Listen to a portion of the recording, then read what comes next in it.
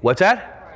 You were crying. Beautiful. That's what happens when your heart opens up. How many of you have been taught you're not supposed to cry? I'm a guy. I was taught I'm not supposed to cry. If I cry in front of men, then I'm a blah, blah, blah, blah, blah. And it's not a positive thing. Yeah, why? Because I was raised by people who had trauma.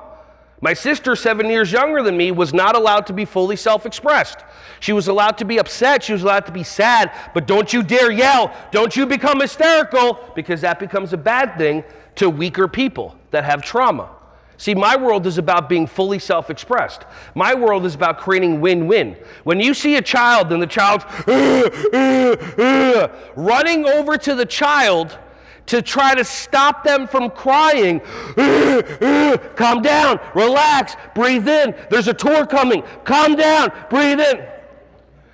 That is nothing to do with the child. You see a child crying, this kid needs to express themselves. How many of you have ever cried for a minute or two, or screamed into a pillow, or yelled, and all of a sudden, a minute later, this energy leaves your body and you feel good?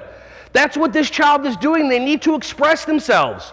If a child is trying to move emotions out of their body, emotions, energy and motion, we need to move this energy out, because a lot of us have been programmed, don't move it out. Keep it, push it down, suppress it. How many of you have ever heard somebody say to you, well, you get what you get and you don't get upset? How many of you would not be okay with that? How many of you look at your significant other and you're like, oh, I get what I get and I don't get upset? No, get upset.